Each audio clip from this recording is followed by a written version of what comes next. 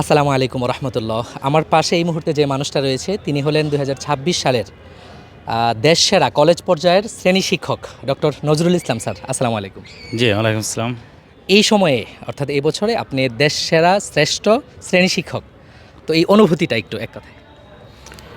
এটা আসলে অনুভূতি তো বলার ভাষা নেই। তারপরেও এটা আসলে মানুষের জীবনের একটা অর্জনের অংশ এবং শিক্ষকতার পেশার আগেও যে প্রাতিষ্ঠানিক শিক্ষা রয়েছে তার উপর ভিত্তি করে এবং সারা জীবনের যে অর্জন আছে এর উপর ভিত্তি করে এই অর্জনটা। আর এই অর্জন অবশ্যই যেমন সৌভাগ্যের এবং সাফল্যের, প্লাস হলো যে প্রতিষ্ঠানে আছি সেই প্রতিষ্ঠানের সাফল্য এবং ধারার অংশ হিসেবেই আমি এই অর্জনটাকে মনে করছি।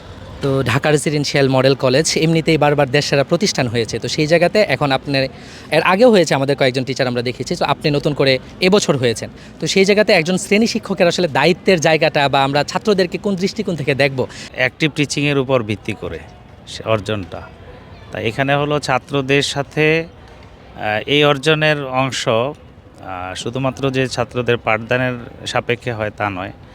একজন ব্যক্তিগত মানুষ হিসেবে প্রতিষ্ঠানের সাথে কীরকম তার কার্যক্রম আছে এবং দেশ গঠনের উপর ভিত্তি করে তাদেরকে কিভাবে গড়ে তোলা হচ্ছে এবং বিভিন্ন ক্ষেত্রে উনি কিভাবে দেশকে সহায়তা করছেন অথবা ছাত্রদেরকে সহায়তা করছেন তার উপর বলা চলে অ্যাজ এ লিডার, মানে মোটামুটি ওরকমই। এটা টিচিং লিডার হিসেবে Teaching বলা leader। যায়, টিচিং লিডার বলা যায়।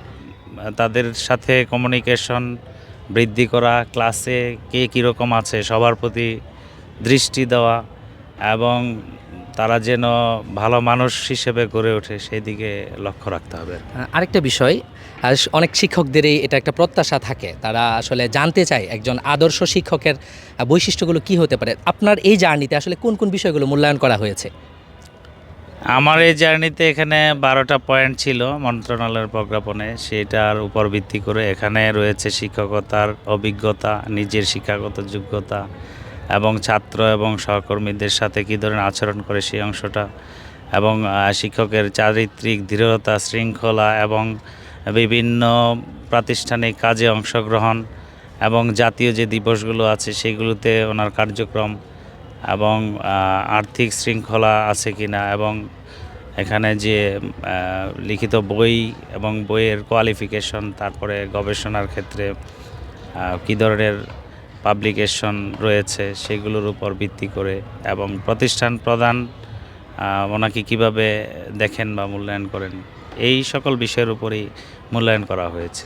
অর্থাৎ একজন শিক্ষকের যে যে বৈশিষ্ট্যগুলো থাকা প্রয়োজন সেগুলো সবই রয়েছে এবং এর সাথে আরও যে অংশটা আছে সেটা হলো প্রশ্ন করার দক্ষতা আর সরকারি কাজের সাথে জড়িত থাকা, সেটার অনেকে হয়তো ওই জায়গাটাতে অনাগ্রহ থাকে, সব কিছুই এখানে বিবেচনা করা হয়েছে। তো এই জায়গাতে আমরা অনেক সময় মনে করি যে ক্লাসে ভালো লেকচার দিতে পারা একজন শিক্ষকের প্রধান বৈশিষ্ট্য, কিন্তু আপনার যে এই জার্নির গল্পটা শুনলাম সেই জায়গাতে আমারও যেটা মনে হয়েছে যে একজন শিক্ষক শুধু ক্লাসে না, সে ক্লাসের বাহিরে অর্থাৎ সব জায়গায় সে একজন লিডার।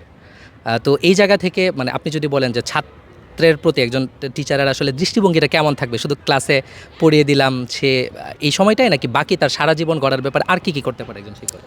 এটা শুধু যে ক্লাসে পড়িয়ে দেওয়া বিষয়টা এরকম নয়, ছাত্রের চারিত্রিক উন্নতি, তাদের মেধাশক্তির বিকাশ এবং দেশ গঠনে নতুনত্ব এবং তাছাড়া ওদের সাথে বিভিন্ন সময় যোগাযোগ রক্ষা করা, তাদের কার্যক্রম যেন ভালো হয় আর ছাত্রের মনের মধ্যে প্রবেশ করতে হবে। শিক্ষকতায় আসলে নিজের অর্জন অনেক সময় অর্জন হয়, সেই অর্জনটাকে অনেকে সাপোর্ট করে না, যে অন্যান্য কার্যক্রমের সাপেক্ষে অর্জিত হয়, কিন্তু এখানে এমন অংশ থাকতে হবে যে সেই অর্জনটা যেন ছাত্ররা শিক্ষককে ওইভাবেই মূল্যায়ন করে, তাদের মনে ঢুকতে হবে। আবার ছাত্র যেমন মনে ঢুকবে, শিক্ষকও ছাত্রদের মনের মধ্যে প্রবেশ করতে হবে, তাহলেই শিক্ষা কার্যক্রমটা সুন্দরভাবে পরিচালিত হবে এবং ভালো হবে আর কি সারা দেশের জন্য। ধন্যবাদ। ঠিক আছে দর্শক, আমি যার পাশে ছিলাম আসলে সত্যি এটা আমার জন্য গর্বের, এবং যারা দেখছেন আমি মনে করি এই পর্যন্ত যারা ভিডিও এসেছেন তাদের জন্য এটা একটা সৌভাগ্যের বিষয় যে এই সময়ে দেশসেরা একজন শিক্ষক,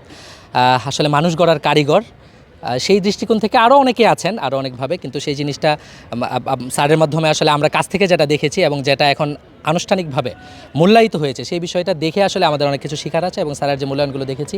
তো আমি আশা রাখি যে আমরা শিক্ষক হিসাবে সত্যিকারের যে একজন টিচিং লিডার স্যার যেটা বলছিলেন, তো সেরকম যেন আমিও হতে পারি, আমরাও হতে পারি। সবার জন্য শুভকামনা রইল, অনেকেই কোয়ালিফাইড আছেন এবং ওনারা যেন ওনাদের সাফল্য নিয়ে আসতে পারেন, সেই জন্য সবার জন্য শুভকামনা। আসসালামু আলাইকুম। জি। আসসালামু আলাইকুম রহমতুল্লাহ।